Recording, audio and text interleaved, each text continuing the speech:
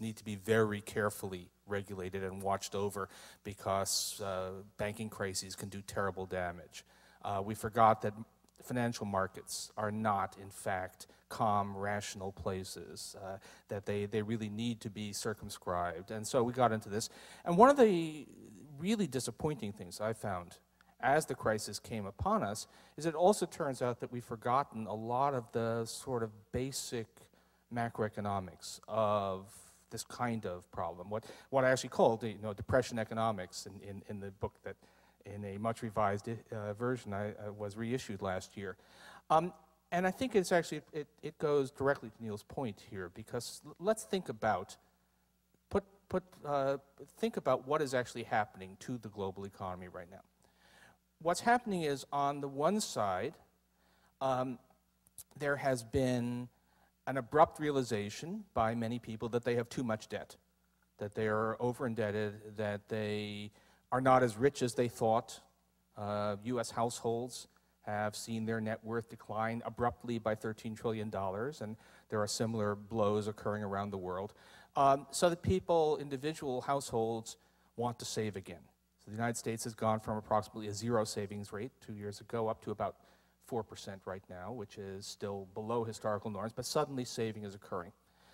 That saving ought to be translated into investment, but the investment demand is not there.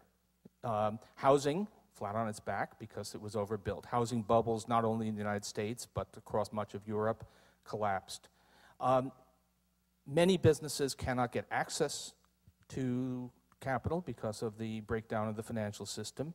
But even those that do have access to capital don't want to invest because demand, consumer demand is not there. Between the housing bust and the sudden decision of consumers that maybe they actually ought to save, after all, we have a world that with lots of excess capacity. And so if this GDP report that just came out says that business fixed investment, non-residential fixed investment, essentially business investment, is falling at a 40% annual rate.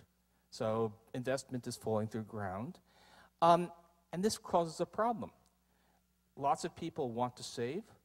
Vast increase in the desired savings, not only in the United States but around the world, combined with a sharp decline in the amount that the private sector is willing to invest, even at a 0 interest rate, or rather, even at a 0 interest rate for U.S. government debt, which is what the Federal Reserve has the most direct impact on.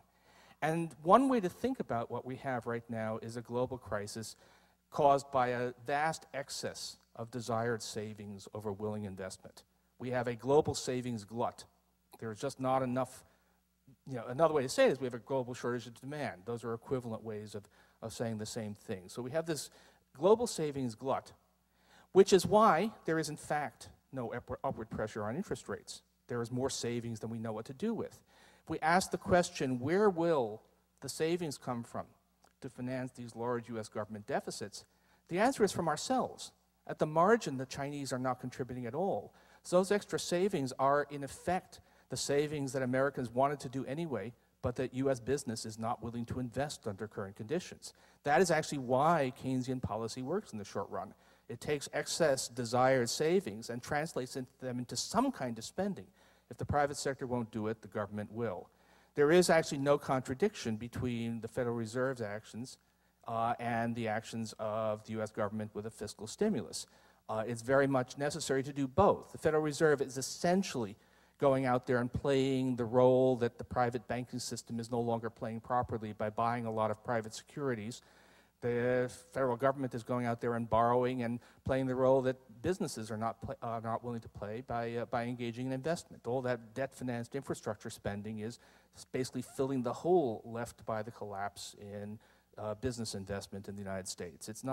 There is not an excess demand for savings that is going to drive up interest rates. The only thing that might drive up interest rates, and this is a real concern, is that people may grow dubious about the financial solvency of governments. So there are real problems. The United States is not there yet. I think we have probably a substantial ways to run, but other countries less so. Ireland is being forced to raise taxes and cut spending because of fears about its solvency, despite a deep recession. The UK is fairly close to the edge because people are worried about the costs of financial bailout. But for the United States, that is certainly not an issue.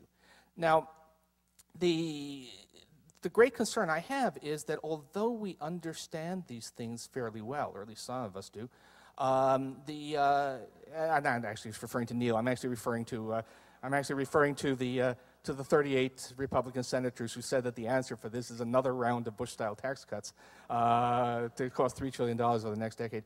But the great problem we face is that the scale of the crisis has overwhelmed the response. That this is not qualitatively, this is not a crisis that we didn't know could happen. There was a lot of thought at the Federal Reserve, in the academic profession. There was actually a little nest of people at Princeton in the early years of this decade worrying about it. There was me, there was Lars Svensson, who's now at the Riksbank, and there was a guy named Ben Bernanke. Don't know what happened to him. We're worried about something very much like this, but what we all had in mind was a much smaller version of it. And we thought that the Federal Reserve, by being vigorous and a reasonable fiscal stimulus, would head off this kind of crisis at the pass. And what's actually happened is this crisis has been so large, the political process has been sufficiently sluggish, the difficulties have been greater than expected, that we are actually deep in this. And yes, there are some green shoots. Things are getting worse more slowly. But we have not managed to head off a crisis that could turn out to be self-reinforcing and leave us in this trap for many, many years. Thank you, Paul. Professor Roubini, you're up.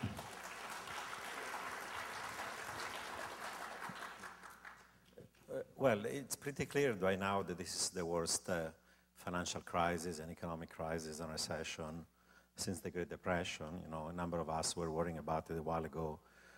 At this point, it's becoming conventional wisdom. For example, last year, there was this myth of decoupling, that even if the US would contract, the rest of the world would happily decouple from this US economic contraction. And usually people say when the US sneezes, the rest of the world catches the cold.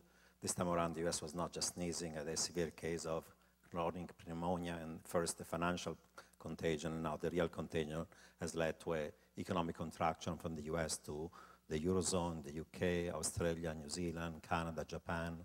2/3 of global GDP advanced economies contracting, and now a hard landing also in emerging markets with severe recession in many of them, slowdown of growth in places like China, and risk of outright financial crisis, currency banking, sovereign in a number of emerging market economies. So where are we now, and what needs to be done? You know, people are talking about these green shoots of spring, about second derivatives of economic activity becoming positive, meaning the rate of contraction is not accelerating, but just decelerating, and therefore we're going to reach a bottom sooner rather than later, glimmers of hope.